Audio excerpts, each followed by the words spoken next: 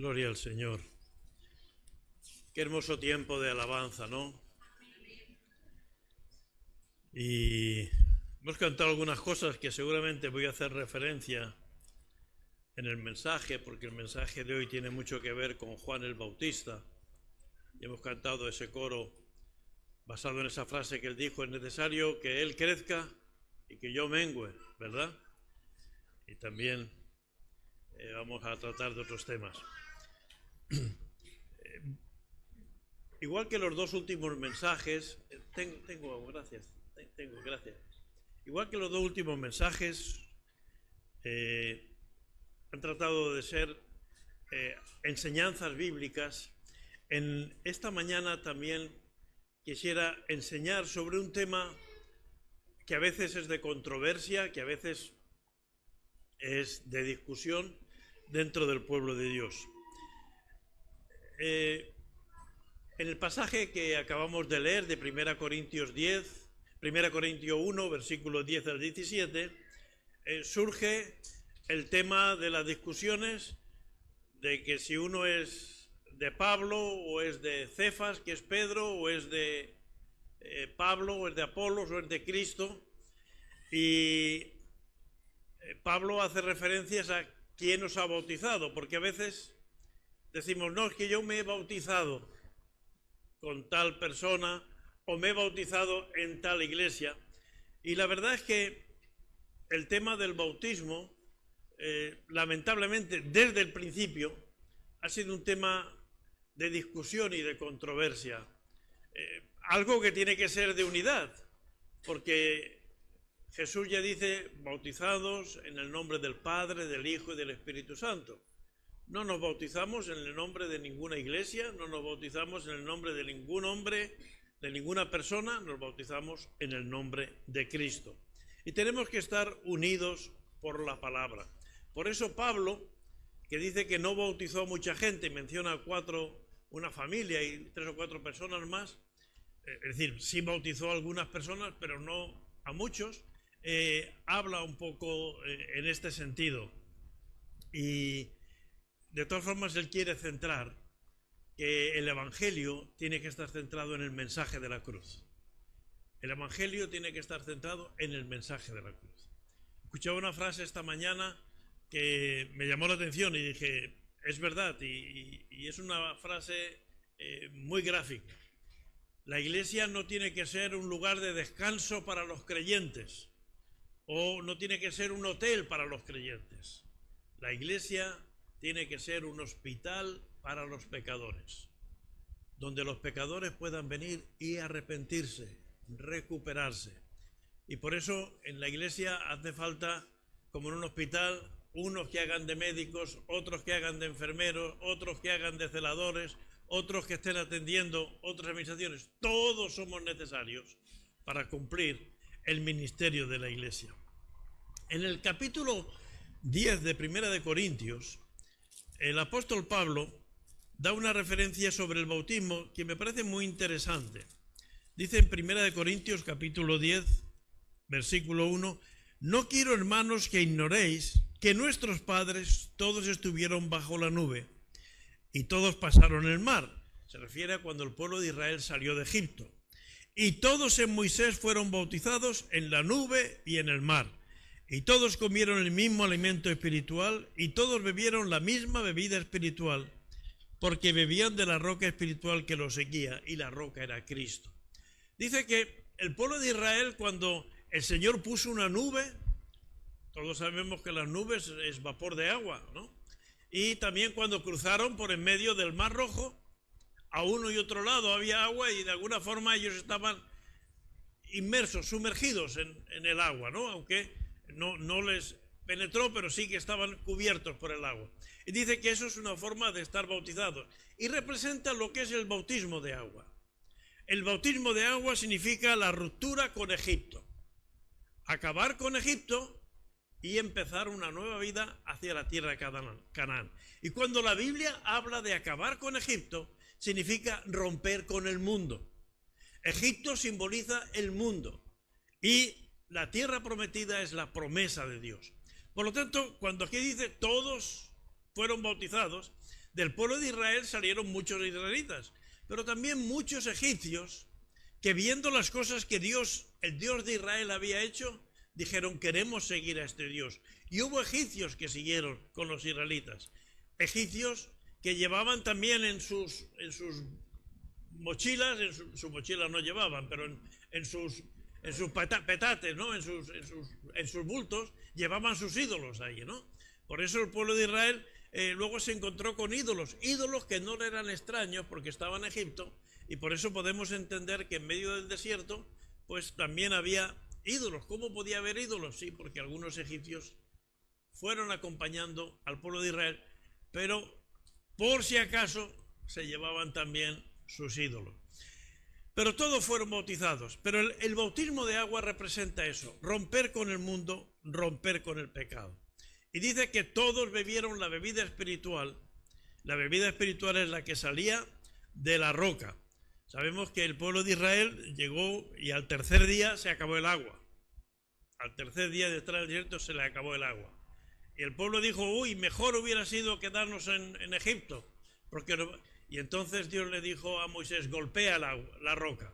Y Moisés golpeó la roca con su bastón y empezó a brotar agua, de tal manera que bebieron todos y se saciaron. Al final del camino en el desierto, de nuevo, Dios le dijo, en una situación que también faltaba agua, Dios le dijo: háblale, declara el poder que hay en la roca. Y Moisés, enfadado, en vez de hablar a la roca, le pegó otra vez con su bastón. Dios hizo salir agua, pero ese fue el motivo por el cual luego Moisés no pudo entrar en la tierra prometida, porque es importante obedecer a Dios, es importante obedecer. Y Cristo iba a ser sacrificado una vez, pero no iba a ser golpeado dos veces, solo una vez y para siempre, como nos dice Hebreos. Por lo tanto, como la roca simbolizaba a Cristo, no podía haber una nueva muerte, ¿no? Cristo ha muerto una vez y para siempre. Y ahí, en esa simbología tan bonita que tiene la palabra de Dios, el Señor está enseñándonos cosas. El pasaje de 1 Corintios nos invita a ser de un mismo sentir, a que la palabra de Dios, a que el Espíritu Santo nos va a ayudar a comprender las cosas y a entender lo que el Señor dice. Por eso es importante en estos temas, como el sábado, como el día de reposo, como el arrebatamiento, como la segunda venida, como el bautismo, que veremos que la palabra de Dios habla de varios bautismos, y vamos a tratar de entender, pero que seamos de un mismo sentir, que no haya discusiones, que nos acerquemos a la palabra de Dios. En Hechos, capítulo 18, nos aparece un personaje que ya hemos leído en 1 Corintios 10, un personaje muy singular, Apolos. Hechos 18, 24. ¿Quién es este Apolos? Y que luego en Corinto pues era un hombre tan fervoroso, era un hombre que en su mensaje era tan ferviente que mucha gente decía: no, mejor el mensaje de Apolo, no, mejor el mensaje de Pablo, no, y ahí nos equivocamos. Hay que mirar si el mensaje se ajusta a la palabra de Dios, si el mensaje está centrado en la palabra de Dios, y si es del Espíritu Santo, gloria a Dios, ese es el buen mensaje, aunque tengamos diferentes formas de expresarlo. Dice Hechos 18, 24. Llegó entonces a Éfeso. Pablo estaba entonces en su segundo viaje misionero y estaba visitando las diferentes iglesias, Tesalónica, Galacia, Éfeso había estado, pero ya se había ido Pablo de Éfeso. Dice: llegó entonces a Éfeso un judío llamado Apolos, natural de Alejandría, varón elocuente, poderoso en las Escrituras. Apolos debió ser uno de las familias de los judíos que el Imperio Romano expulsó, y a este lo habían mandado a Alejandría, en Egipto, pero seguía siendo un judío. Por eso dice: un judío natural de Alejandría. Sería como un español nacido en Bolivia. Bueno, no sonaría raro, pero cuando dice un judío nacido en Alejandría es por eso, porque los romanos hicieron deportar a los judíos por diferentes sitios. Versículo 25. Este había sido instruido en el camino del Señor y siendo de espíritu fervoroso, hablaba y enseñaba diligentemente lo concerniente al Señor, aunque solamente conocía el bautismo de Juan. Y comenzó a hablar con denuedo, con interés, con insistencia, con fuerza. Empezó a hablar con denuedo en la sinagoga. Pero cuando lo oyeron Priscila y Aquila era ese matrimonio colaborador de Pablo, le tomaron aparte y les pusieron más exactamente el camino de Dios. Y queriendo él pasar a Acaya, los hermanos le animaron y escribieron a los discípulos que le recibiesen. Y llegado él allá fue de gran provecho a los que por la gracia habían creído, porque con gran vehemencia refutaba públicamente a los judíos, demostrando por las Escrituras que Jesús era el Cristo. Bueno, en 5 versículos hay cosas muy, muy importantes. Apolos era un hombre conocedor de las Escrituras. Cuando nos dice que era conocedor de la Escritura, estamos hablando del Antiguo Testamento, porque no existía otra Escritura. Y dice que estaba predicando con denuedo, con interés, enseñando lo concerniente al Señor. Pero solo conocía el bautismo de Juan. Qué cosa extraña. No conocía de Jesús. No conocía de la muerte y resurrección de Jesús. No conocía del Espíritu Santo. Él estaba predicando lo que aprendió, seguramente fue uno de los discípulos de Juan, probablemente volvió a Alejandría y no se enteró de más cosas que pasaron ahí. Y él predicaba, cuando volvió, predicaba el Evangelio de Juan, explicando a la gente que era necesario arrepentirse, que era necesario pedir perdón por el pecado, no pedir perdón de una forma costumbrista, no ir a ofrecer un sacrificio para cumplir el rito. No venir a la iglesia para decir, bueno, ya he venido a la iglesia, ya pongo mi ofrenda, ya estoy. No. Arrepentimiento sincero, y arrepentir significa cambio de vida. Vivir la vida conforme a las Escrituras. Y eso es lo que predicaba Juan. Entonces Priscila y Aquila, cuando lo oyeron, no lo cogieron allí y le dijeron, Apolos, eres un desastre. No, lo cogieron aparte, le dijeron, mira, Juan predicó eso. Pero después de Juan vino Jesús, al cual Juan bautizó y del cual Juan dijo, y lo vamos a leer luego, este es el Cordero de Dios que quita el pecado del mundo. Y poco tiempo después Juan murió y vino el ministerio de Jesús. Y Jesús hizo esto, y al final fue a la cruz. Y al tercer día resucitó.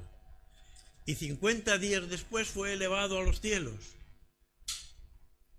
Y luego vino el Espíritu Santo. Y ahora estamos en otro momento, en otro tiempo.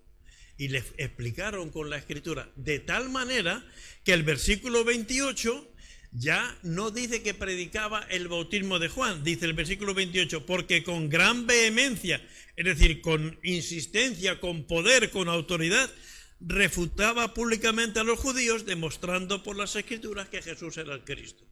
En 3 versículos el mensaje suyo ya es completo.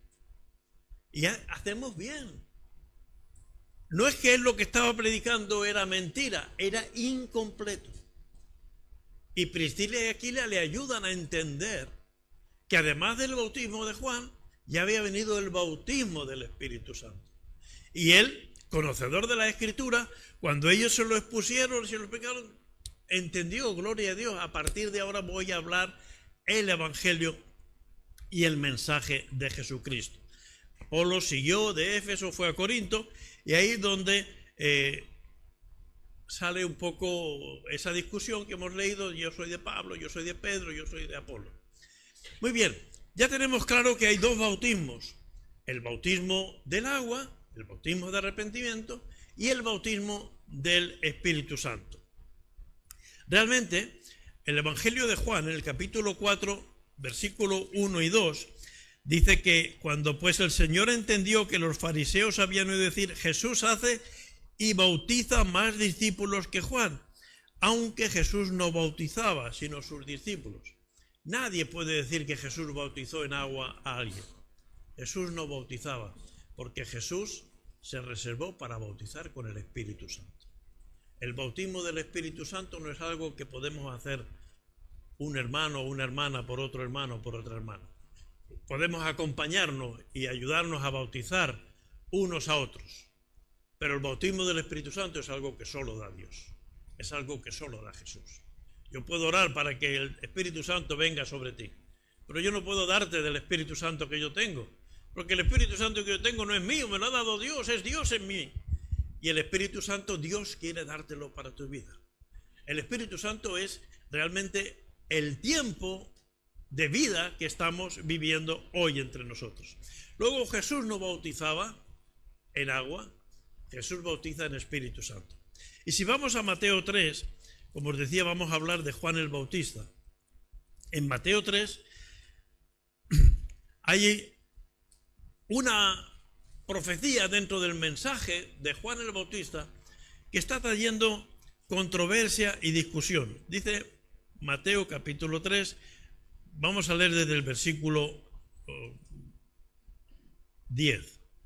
Aunque leyendo antes se oye todo el mensaje de la voz que clama en el desierto, dice, prepárate el camino del Señor, que Juan estaba vestido de camello y que comía miel silvestre, dátiles y frutos de cedro. Pero dice el versículo 10, está hablando antes de bautizar a Jesús. Inmediatamente después Jesús viene a bautizar. Y es muy importante cuando leemos la Biblia que sepamos en qué momento está.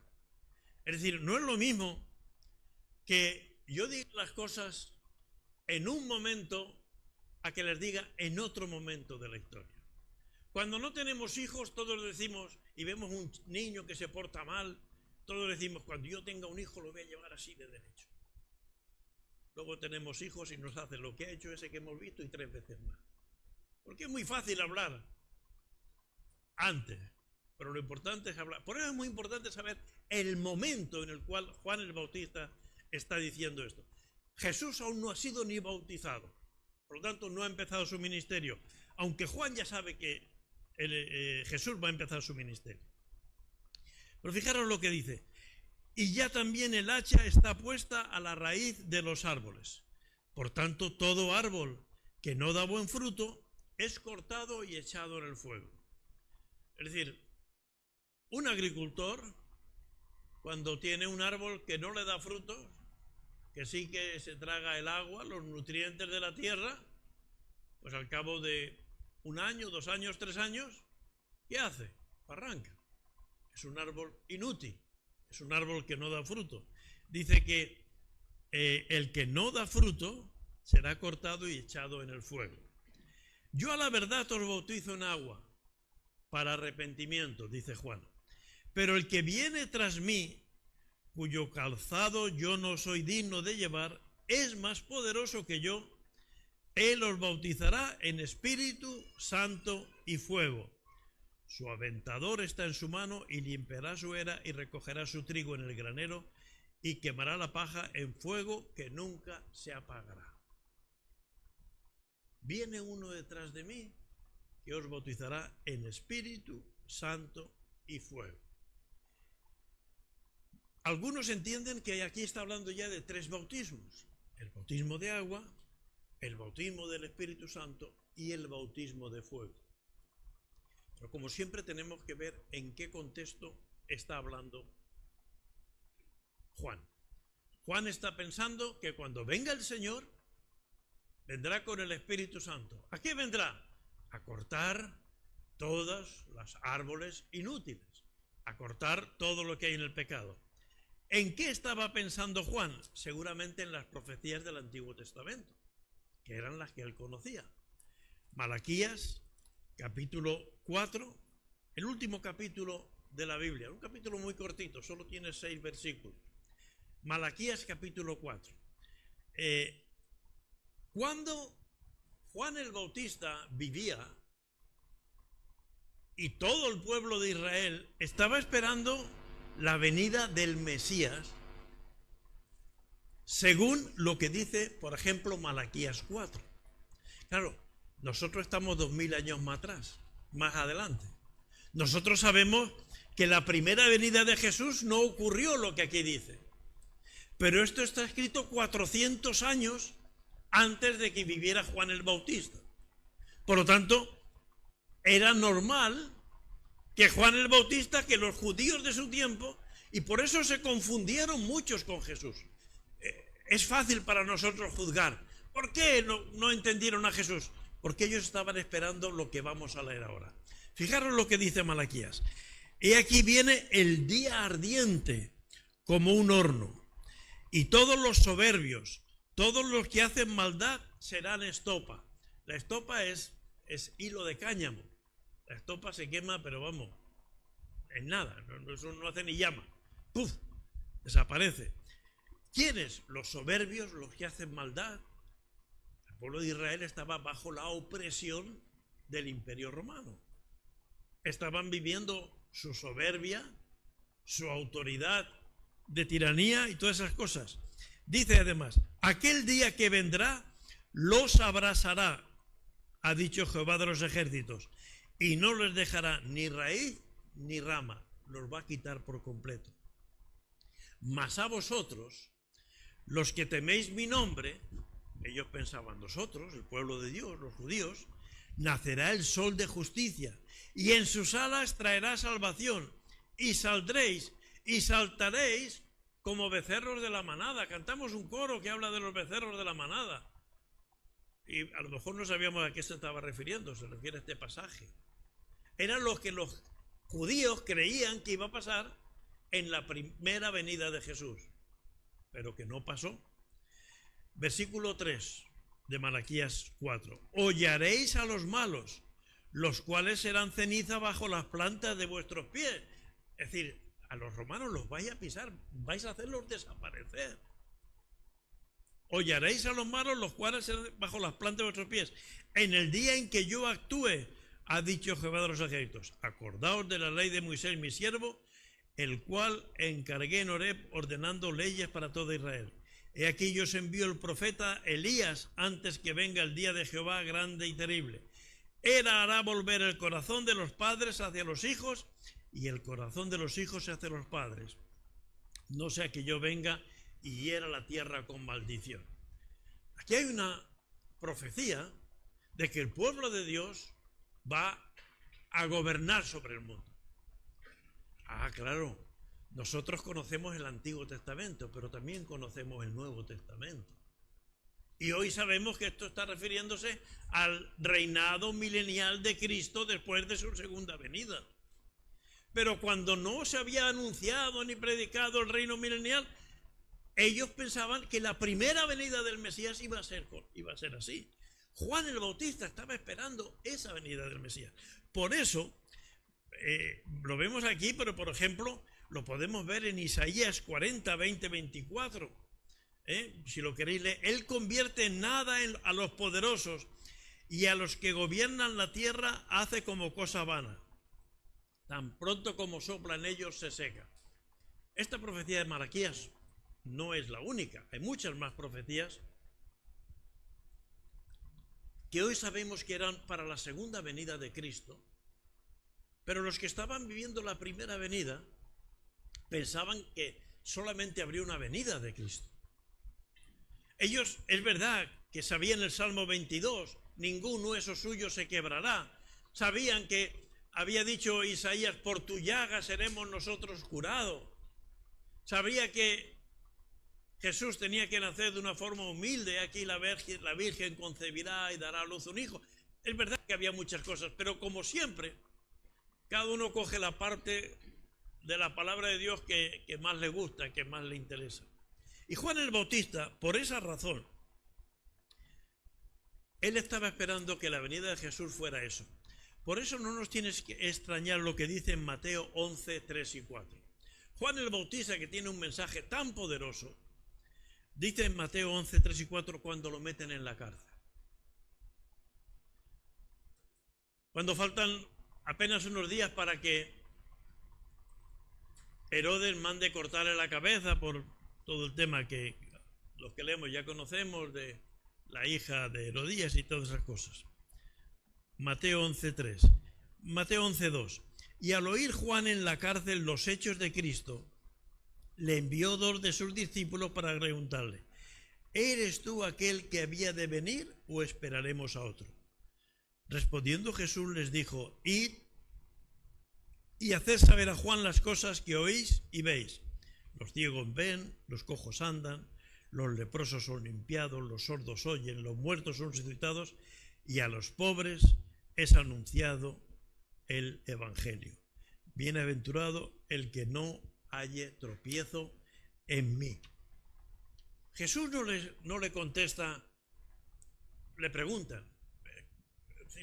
Juan tiene la duda, dice, vamos a ver, yo esperaba que venía el Mesías, se acababa el Imperio Romano, se acababan los problemas, ya no me pongo enfermo nunca más, ya soy cristiano, ya todo me va a ir bien, ya el trabajo fantástico, la familia. Y resulta que somos cristianos y tenemos los mismos problemas. Nos ponemos enfermos, podemos tener dificultades familiares, dificultades en el trabajo. Y Juan el Bautista dice, no lo entiendo si Malaquías dice esto, si Isaías dice estas cosas. Por eso yo esperaba que venga el Señor y bautice con Espíritu Santo y fuego. Entonces dice, ¿eres tú el que habías de venir? ¿O tenemos que esperar a otros? El mismo padre de Juan el Bautista, Zacarías, en Lucas capítulo 1 que profetiza, está profetizando, versículos 72 a 75, si alguien quiere luego leerlo, está profetizando de la venida gloriosa del Señor y la destrucción de todos sus enemigos. Eso era lo que esperaba Israel. Claro, nosotros sabemos cómo ocurrieron los hechos. Y Juan con esta respuesta ya estuvo tranquilo. Ya entendió que el tiempo era el de la parte que el Señor iba a obrar para salvar a los pecadores. Primero necesitábamos ser salvos para luego poder establecer el reino de Cristo, el Mesías. Por eso cuando él dice, es el Cordero de Dios y yo soy la voz de uno que clama en el desierto, Juan el Bautista lo va entendiendo, todas estas cosas que van viniendo. Y entonces diremos, entonces lo que dice Juan el Bautista de que cuando venga el Señor seréis bautizados en Espíritu Santo y fuego, ¿eso es profecía de Dios o no es profecía de Dios? ¿Existe el bautismo del Espíritu Santo y existe el bautismo de fuego? Porque para muchos el bautismo de fuego es que el Señor va a hacer cosas, no sé cómo. Pero ¿acaso no leemos en Romanos, en Primera de Corintios, en Efesios, en las epístolas? Pablo y sus epístolas desarrolla y pone mucho énfasis en lo que son los dones y los ministerios que da el Espíritu Santo. Y realmente hay algo más que podamos hacer que todo lo que dice ahí que vamos a hacer cuando nos dejemos ser llenados por el Espíritu Santo. Que vamos a poder sanar, hacer milagros, tener palabra de profecía, tener palabra de ciencia, poder hablar en lenguas, poder interpretar lenguas, poder tener ministerios de pastor, apóstol, anciano, profeta, lo que el Señor nos dé. Pero sabiendo que los dones y los ministerios nos da el Señor. Yo puedo decirle a ustedes, miren, yo a partir de ahora soy el apóstol, pero eso no vale para nada. Yo me puedo poner aquí un título que ponga aquí que sé hablar chino. Me lo puedo poner en castellano y en chino, porque uno va a Google y lo traduce, pero eso no quiere decir que yo sepa chino. Y hay gente que se pone títulos y se pone ministerios. Los dones y los ministerios del Espíritu Santo son los dones y ministerios del Espíritu Santo que el Señor nos usa para desarrollarlos. Y no hay más poder que ese. Entonces, cogiendo el contexto en el cual está hablando, tenemos que entender qué significa y qué quiere decir Juan cuando dice en Espíritu Santo y fuego. Miren, en Efesios, como digo, Pablo, las epístolas de Pablo, instruyendo a las iglesias que él edificó, son muy, muy contundentes sobre el ministerio del Espíritu Santo. En Efesios 1:13, Efesios es una de las epístolas que más habla de la doctrina de la iglesia. Dice, en él, se refiere Jesús, también vosotros, habiendo oído la palabra de verdad, el evangelio de vuestra salvación, y habiendo creído en él, fuisteis sellados con el Espíritu Santo de la promesa. Todos tenemos que entender que sellar algo es darle identidad, ¿no? En España los sellos tienen que ser de una manera, en cualquier país los sellos los edita el propio país. Y en aquellos tiempos el sello lo tenían las personas importantes que ponían su sello. Y eso quiere decir que era de tal persona. Los cristianos estamos sellados con el Espíritu Santo de la promesa. Es decir, y eso no nos lo ponemos nosotros, nos lo da el Señor. Por eso, Juan el Bautista está hablando de bautizados en Espíritu Santo y fuego. Pero en ese tiempo, para el pueblo de Israel el fuego no era algo extraño.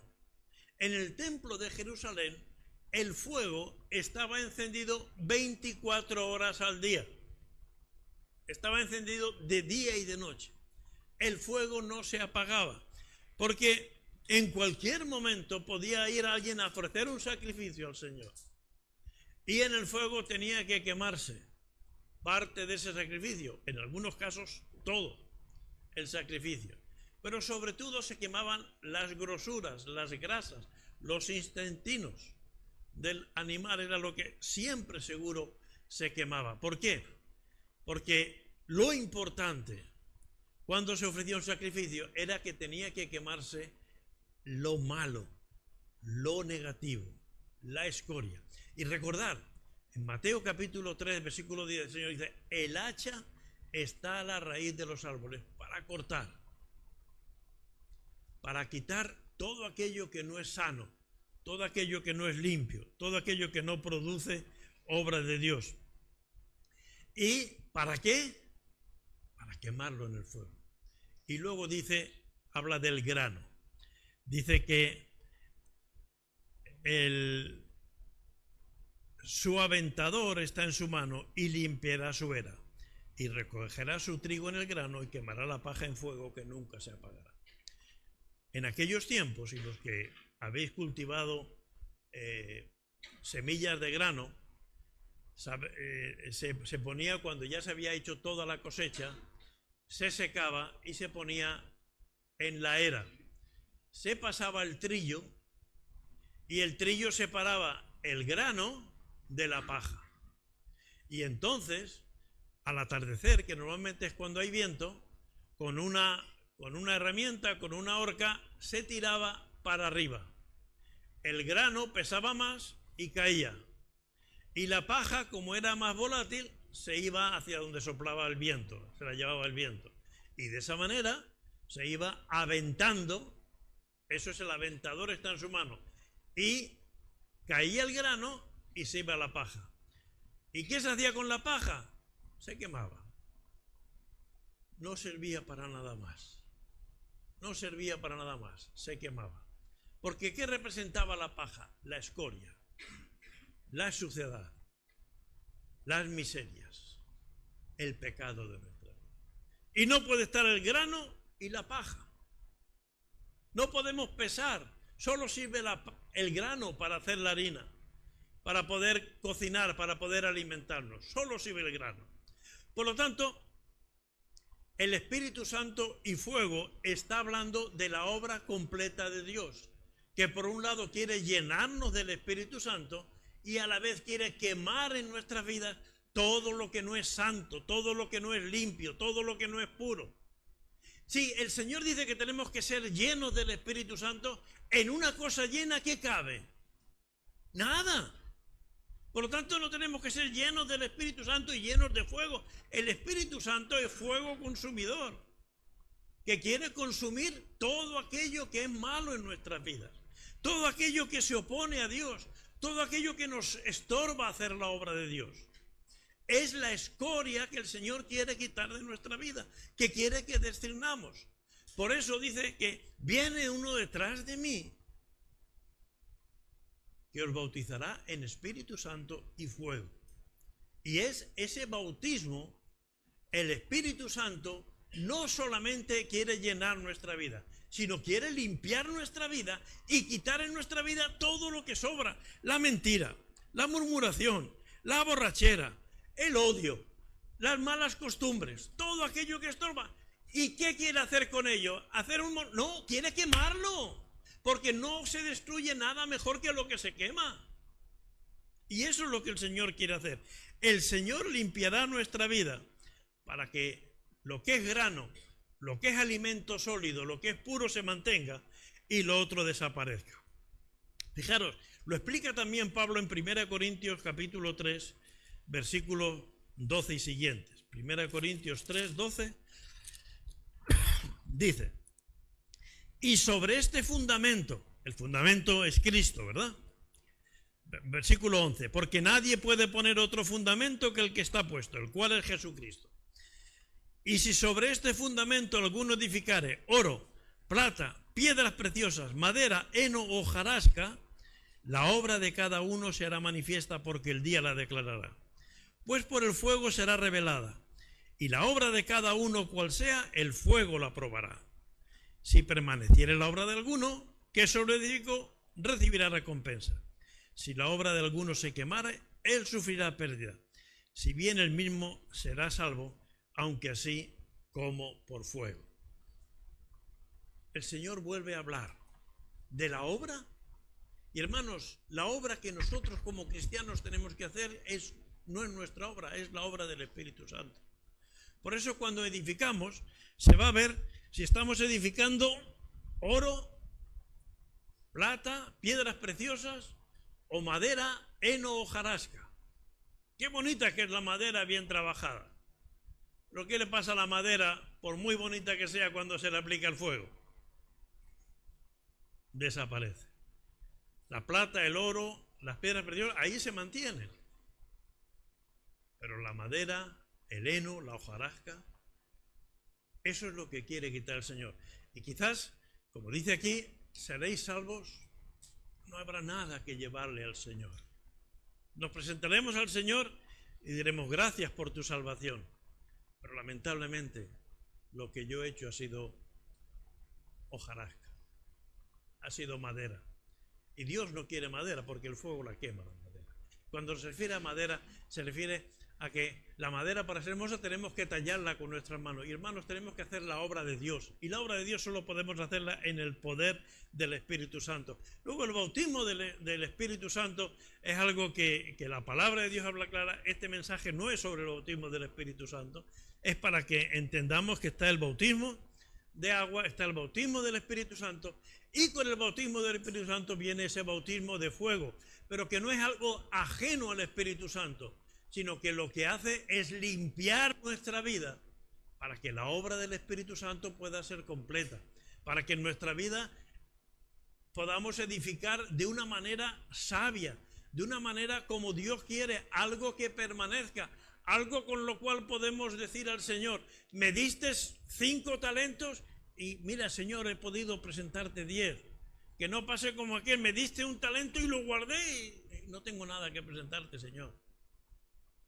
Aquí Pablo quiere ser más generoso y dice: seréis salvos como por fuego. Por lo tanto, tengamos claro, seamos conscientes y démonos cuenta. ¿Necesitamos y queremos la obra del Espíritu Santo, el bautismo del Espíritu Santo en nuestra vida? Sí. ¿Es importante bautizarse en agua? Sí. Porque todo está en la palabra de Dios. Y sin el bautismo del Espíritu Santo no podremos servir al Señor, porque sin santidad nadie verá al Señor. Y lo que nos hace santos, lo que nos aparta de pecado, es el Espíritu Santo. Pero lo demás que viene es la obra plena del Espíritu Santo en nuestras vidas, para que nuestra vida glorifique al Señor, para que no seamos yo de Pablo, yo de Apolos, yo de la iglesia pentecostal o yo de la iglesia metodista, yo de los bautistas o de los hermanos, yo de tal o yo de... No, de Cristo, de la palabra de Dios. Y cuidado en malinterpretar las cosas. Parece ser que hay una corriente de moda del bautismo de fuego, como si fuera algo novedoso, como si fuera algo extraño.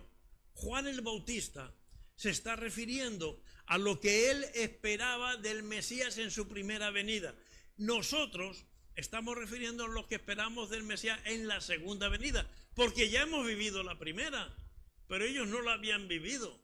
Por lo tanto, sepamos entender, comprender y que el Espíritu Santo nos dé sabiduría para que no seamos movidos de cualquier viento de doctrina, de cualquier moda.